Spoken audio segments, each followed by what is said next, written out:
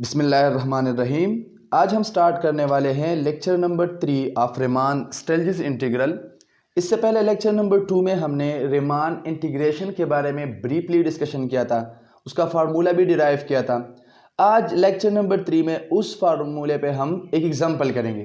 देखिए example given है कि इंटीग्रल x dx और साथ में इंटरवल गिवन है फ्रॉम 0 to 1, यानी इस इंटरवल में हमने इस फंक्शन की यानी जो x है इसकी इंटीग्रेशन की वैल्यू फाइंड करनी है। यानी क्या फाइंड करना है हमने ये फाइंड करना है कि integral from 0 to 1 x dx, ये इंटीग्रेशन हमने एक्चुअली फाइंड करना है। अब देखो ये इंटीग्रेशन हम किस तरह फाइंड करेंगे। देखो जब टेक्निक ऑफ इंटीग्रेशन पे हम करते हैं तो यहाँ पे हम कर देते हैं x²/2 फ्रॉम 0 to 1। फिर देखो यहाँ पे हम वैल्यू पुट कर देते हैं, ये जो लिमिट पॉइंट्स है तो ये जाता है 1²/2 तो 1² और ये हो जाता है -0²/2 तो इससे आ जाता है 1/2। अब ये तो हमने वैल्यू फाइंड कर ली टेक्निक ऑफ इंटीग्रेशन के जरिए। अब हमने with the help of Riemann integral ये क्वेश्चन सॉल्व करना है। अब देखो ये जो इंटीग्रल x dx है हम कहेंगे कि ये रीमान इंटीग्रल है अगर लोअर रीमान इंटेग्रेबल फंक्शन यानी इंटीग्रल x dx और अपर रीमान इंटेग्रेबल फंक्शन की वैल्यूज क्या हो जाए, सेम यानी या इक्वल हो जाए। अगर ये कंडीशन सेटिस्फाई हो रही है तो फिर हम कहेंगे कि ये इंटीग्रल क्या है, ये रीमान इंटेग्रेबल फंक्शन है। अब देखो यहाँ पे ये लोअर रीमान इंटेग्रेबल फंक्शन जब हम फाइंड करते हैं integral from 0 to 1 x dx तो ये किसके बराबर होता है, ये बराबर होता है supremum of L fee F, यानी लोअर डार्बॉग सम का हम क्या कर देते हैं, सुप्रीमम फाइंड कर लेते हैं। इस तरह लेक्चर नंबर 2 में हमने ये फार्मूला डिराइव किया था। और अपर रीमान इंटीग्रेबल फंक्शन किसके बराबर होता है, ये बराबर होता है infimum of U P F, यानी अपर डार्बॉग सम का हम क्या कर लेते हैं, इनफिमम फाइंड कर लेते हैं। तो अगर ये दोनों वैल्यूज इक्वल आ गए तो फिर हम कहेंगे कि ये इंटीग्रल क्या है, ये रीमान इंटेग्रेबल फंक्शन है। अब देखो पहले ये एलपीएफ और यूपीएफ किस तरह फाइंड करेंगे, क्योंकि एलपीएफ का हम सुप्रीमम लेंगे ना, पहले तो एलपीएफ फाइंड करेंगे। तो देखो एलपीएफ बराबर होता था summation i = 1 to n mi del xi। अब देखो mi क्या होता था, ये इनफिमम वैल्यू होती थी फंक्शन की, जो इनफिमम वैल्यू होती थी इसको हम क्या कहते थे mi, और डेल xi क्या था, this is the length of the interval, ये इंटरवल का लेंथ होता था। अब देखो पहले mi और डेल xi ये हम फाइंड कहां से करेंगे, ये है क्या चीज। तो देखो यहां पे इन सब के लिए देखो ये एल फी एफ ये क्या है, मैंने कहा था ये लोअर डार्बॉग सम है इस फंक्शन का इस पार्टीशन पे, यानी यहां पे अब हमने एक पार्टीशन डिफाइन करना है। अब देखो ये इस क्वेश्चन का सबसे इंपॉर्टेंट पॉइंट है। देखो यहां इस x का हमने इस x का हमने पार्टीशन फाइंड करना है फ्रॉम 0 to 1। अब देखो यहां पे मैं पहले ग्राफ ड्रा करता हूं, दिस इज लेट्स सपोज ये होता है x का ग्राफ फ्रॉम 0 to 1। ये क्या है, this is f of x equal to x which is bounded from 0 to 1। अब देखो इंटीग्रेशन के जरिए से हम क्या करते हैं, एक्चुअली हम ये एरिया फाइंड करते हैं, यानी ये एरिया फाइंड करते हैं। एरिया अंडर कर्व क्या होता है, इंटीग्रेशन होता है। अब ये एरिया हमने किस तरह फाइंड करना है, तो हमने कहा था कि इससे पहले लेक्चर नंबर 2 में कि हमने कर्व को छोटे छोटे रेक्टेंगल्स में डिवाइड कर देना है। अब छोटे छोटे रेक्टेंगल में किस तरह डिवाइड करेंगे, जब इस इंटरवल को हम छोटे छोटे सब इंटरवल में डिवाइड करें तो उसको हम क्या कहते हैं, उसको हम कहते हैं पार्टीशन ऑफ द इंटरवल। यानी इस 0 to 1 इंटरवल का हमने क्या करना है, एक पार्टीशन बनाना है कोई भी। अब देखो एक बंदा कहता है कि मैंने लेट सपोज यहां पे 6 छोटे छोटे सब इंटरवल्स बनाने, दूसरा स्टूडेंट कहता है कि नहीं मैंने 12 बनाने, तीसरा कहता है कि नहीं मैंने 100 बनाने।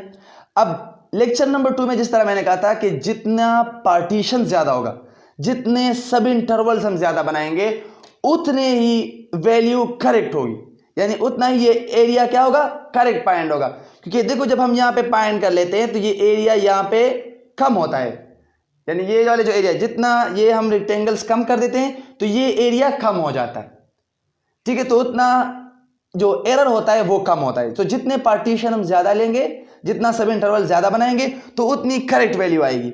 अब देखो मेन काम जो करना है, ज़्यादातर हमने पार्टिकुलर पार्टीशन से भी हम आंसर फाइंड कर सकते हैं, लेकिन अगर जनरल पार्टीशन हम बनाए तो वो बहुत ज़्यादा बेस्ट होता है। अब देखो जनरल पार्टीशन फाइंड करने का मैं आपको एक तरीका सिखाता हूँ। क्या, देखो जब भी पार्टीशन लेंगे, पॉलिनोमियल्स की बात मैं कर रहा हूं, हर एक क्वेश्चन का डिफरेंट इंटरवल पे डिफरेंट पार्टीशन बनता है, लेकिन यहां मैं आपको एक सिंपल सा फार्मूला सिखा देता हूं पॉलिनोमियल्स के लिए, चाहे highest power of the variable 1 हो, 2 हो, 3 हो, ठीक है, जो भी हो, ये फार्मूला हमारे काम आ सकता है कि i equal to a plus B minus A divide by N into R minus 1, comma a plus B minus A divide by N into R. ये इंटरवल आप लोगों ने याद रखना है। इसके जरिए से हम जितने भी पॉलिनोमियल्स वाले क्वेश्चन आते हैं उसका सॉल्यूशन हम बासानी फाइंड कर सकते हैं, ठीक है ना। उसके लिए हम पार्टीशन बासानी फाइंड कर सकते हैं। अब देखो ए बी क्या है, दिस इज द इंटरवल, यानी ये initial value of the interval है, ये final value of the interval है। अब यहां पे हम पुट करेंगे तो ए की वैल्यू 0 है प्लस बी की वैल्यू 1 है, 1 minus 0 divide by N to R minus 1, comma 0 plus 1 minus 0 divide by N into R. तो देखो ये क्या हो जाएगा, ये हो जाएगा R minus 1 divide by N, और ये हो जाएगा आर बाई एन। इस तरह से हम क्या कर सकते हैं, पार्टीशन बनाएंगे, यानी दिस इज आई आर, इसको लेट सपोज हम कह लेते हैं कि ये क्या है, ये अब हमने पार्टीशन फाइंड कर लिया। अब देखो यहाँ पे अब इसमें एम आई यानी इनफिमम वैल्यू और मैक्सिमम सुप्रीमम वैल्यू किस तरह फाइंड करेंगे। देखो ये ग्राफ क्या है, ये फंक्शन क्या है, this is increasing function. Increasing function में क्या होता है, जो स्टार्टिंग पॉइंट होता है, यानी अगर हम ये वाला इंटरवल ले ले, देखो ये इन दोनों को, तो इस पॉइंट पे वैल्यू क्या है, ये लेस है, और इस पॉइंट पे ज्यादा है, क्योंकि इंक्रीजिंग फंक्शन में स्टार्टिंग पॉइंट पे वैल्यू क्या होती है, कम होती है, और जो नेक्स्ट पॉइंट होता है फाइनल पॉइंट पे, उस पर सुप्रीमम वैल्यू होती है। तो इसका मतलब है कि जो r minus 1 divide by N है, ये एम आई है, स्मॉल एम आई, यानी ये infimum value of the function है, और ये वाला r बाई जो n है, ये क्या है, दिस इज कैपिटल एम आई, यानी ये supremum value of the function है। अब देखो एम आई और m यानी सुप्रीमम और इनफिमम वैल्यू तो फाइंड हो गए। अब देखो लेंथ ऑफ द इंटरवल हम किस तरह फाइंड करते हैं, डेल एक्स आई, तो वो हम करते हैं फाइनल माइनस इनिशियल, यानी ये इस वाली वैल्यू से ये वाली वैल्यू हम क्या कर देते हैं, सब्ट्रैक्ट कर देते हैं। तो ये हो जाता है देखो r by N minus R minus 1 divide by N. अब यहाँ पे हम एलसीएम ले लेंगे तो हो जाएगा r, ये माइनस यहाँ मल्टीप्लाई करेंगे तो ये माइनस आर प्लस 1 हो जाएगा divide by N, r cancel, del X I बराबर हो जाएगा 1 बाय एन का।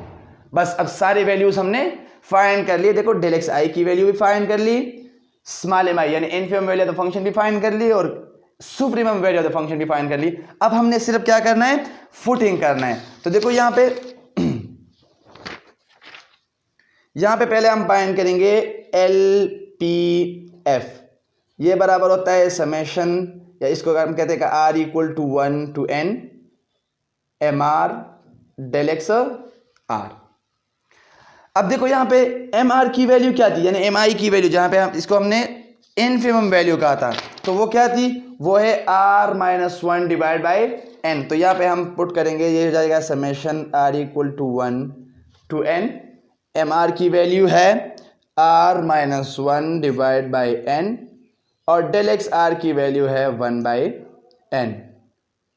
अब देखो ये हो जाएगा summation R equal to 1 to N, यहाँ देखो ये हो जाएगा R minus 1 divide by N square. तो देखो ये 1 बाई एन स्क्वायर, इसको हम बार कर लेंगे, और ये हो जाएगा summation R equal to 1 to N R minus 1। अब देखो ये समेशन दोनों पे अप्लाई करेंगे तो हो जाएगा 1 बाई एन स्क्वायर, ये हो जाएगा summation R equal to 1 to N R minus summation R equal to 1 to N, और ये 1 है। अब देखो यहाँ पे ये हो जाएगा 1 बाई एन स्क्वायर, ये नेचुरल नंबर का सीक्वेंस है, समेशन आर इक्वल टू 1 यानी 1 पर प्लस 2 प्लस 3 प्लस 4 प्लस 5, तो ये किसके बराबर होता है, ये बराबर होता है N to N plus 1 divide by 2 का, और ये हो जाएगा माइनस। अब देखो 1 को n टाइम ऐड करेंगे तो ये हो जाएगा n, ठीक है। अब देखो यहाँ पे ये 1 बाई एन स्क्वायर, इसके साथ भी मल्टीप्लाई करेंगे और इसके साथ भी मल्टीप्लाई करेंगे, तो ये हो जाएगा 1/n² into n plus 1 divide by 2 minus 1/n² into n। ठीक है, अब देखो ये n² यहाँ से एक n खत्म कर देगा, यहाँ से ये खत्म हो जाएगा, तो ये हो जाएगा 1/n n plus 1 divide by 2 minus 1/n। अब देखो यहाँ से n हम कॉमन कर रहे हैं, तो ये जाएगा 1/n, यहाँ से n कॉमन करेंगे तो ये जाएगा 1 plus 1/n divide by 2 minus 1/n। अब यहाँ से ये n खत्म हो जाएगा, ये हो जाएगा 1 plus 1/n divide by 2 minus 1/n। ये हो गया LCF। अब देखो यहाँ पे हम अप्लाई करेंगे limit n tends to infinity 1 plus 1/n/2 minus 1/n। अब देखो यहाँ पे n ये सीक्वेंस है 1/n, जब n टेंस टू इन्फिनिटी हो तो 1/n कहाँ अप्रोच करता है, ये 0 को अप्रोच करता है, यानी जब n टेंस टू इन्फिनिटी हो तो 1/n क्या करता है, ये अप्रोच करता है 0 को। तो देखो ये जाएगा 1 प्लस 0 डिवाइड बाई 2 यानी 1/2 माइनस 0, तो ये बराबर हो जाएगा, जब limit n tends to infinity हम यहाँ इस सीक्वेंस पे अप्लाई करें तो फिर ये क्या हो जाता है, ये हो जाता है लोअर रिमान इंटीग्रेबल फंक्शन, यानी integral from 0 to 1 x dx क्या हो गया, ये बराबर हो गया 1/2 का, यानी ये लोअर रिमान इंटीग्रेबल फंक्शन हमने फाइंड कर लिया। अब फाइंड करना है अपर रिमान इंटीग्रेबल फंक्शन, तो इसके लिए पहले हम फाइंड करेंगे UPF। अब UPF बराबर होता है summation r equal to 1 to n mr del xr। अब देखो यहाँ पे ये हो जाएगा summation r equal to 1 to n mr की वैल्यू क्या है, देखो यहाँ पे हमने फाइंड की थी, वो थी r/n, क्या है r/n, तो ये हो जाएगा r/n और डेल एक्स आर की वैल्यू थी 1/n। अब देखो ये हो जाएगा 1/n² बाहर हो जाएगा, ये हो जाएगा summation r equal to 1 to n और हो जाएगा r। अब देखो ये नेचुरल नंबर का सीक्वेंस है, इसका ये किसके बराबर होता है, ये बराबर होता है n into n plus 1 divide by 2 का। अब देखो यहाँ पे ये n इसके साथ खत्म हो जाएगा, ये हो जाएगा 1/n into n plus 1 divide by 2।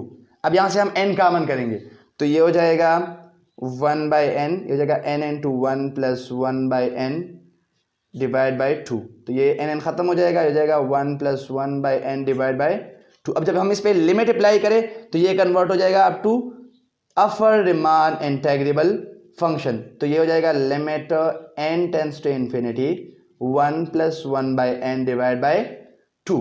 अब देखो यहाँ सिर्फ ns के साथ है ना, तो जब इस सीक्वेंस पे हम limit n tends to infinity apply करते हैं 0 हो जाएगा, तो हो जाएगा integral from 0 to 1 x dx equal to 1/2। अब देखो ये है अपर रिमान इंटीग्रेबल फंक्शन और ये है लोअर रिमान इंटीग्रेबल फंक्शन। अगर हम इसको नाम दे दें 1 और 2, तो फ्रॉम 1 and 2 हम ये कह सकते हैं ना कि integral from 0 to 1 x dx is equal to integral from 0 to 1 x dx, यानी अपर रिमान इंटीग्रेबल फंक्शन और लोअर रिमान इंटीग्रेबल फंक्शन क्या हो गए, इक्वल हो गए। तो दिस इंप्लाइज दैट कि हम कह सकते हैं कि ये फंक्शन क्या है, ये रिमान इंटीग्रेबल फंक्शन है, integral from 0 to 1 x dx। तो इस तरह से हम चेक करते हैं कि फंक्शन रिमान इंटीग्रेबल फंक्शन है या नहीं है। तो इसके लिए हम क्या करेंगे, पहले lower Riemann integrable function find करेंगे, फिर अपर रिमान इंटीग्रेबल फंक्शन फाइंड करेंगे। अगर दोनों की वैल्यूज इक्वल आ गए तो हम कहेंगे कि ये फंक्शन क्या है, ये रिमान इंटीग्रेबल फंक्शन है। और पार्टीशन फाइंड करने का मैंने आपको तरीका सिखा भी दिया कि देखो अगर फिर लेट्स सपोज हम इंटरवल को चेंज भी करें तो यहाँ a और b की वैल्यू सिर्फ चेंज होगी, ठीक है। बाकी पार्टीशन यहाँ पे जो भी आएगा वो फंक्शन को देखेंगे कि इंक्रीजिंग फंक्शन है या डिक्रीजिंग फंक्शन है। मेन यहाँ पे काम पे वो होता है, अगर डिक्रीजिंग फंक्शन होता, लेट्स सपोज अगर ये डिक्रीजिंग फंक्शन होता तो फिर ये क्या होता है, ये इनफिमम वैल्यू होती और ये मैक्सिमम वैल्यू होती, यानी सुप्रीमम वैल्यू होती, ठीक है। इस तरह से हम फाइंड करते हैं। तो आज का यही लेक्चर था, इसमें किसी किस्म का भी कोई मसला होता आप मुझसे कमेंट्स के जरिए पूछ सकते हैं। और अगर वीडियो पसंद आई तो प्लीज़ इसको लाइक और सब्सक्राइब कर दोस्तों के साथ शेयर करें। Thank you.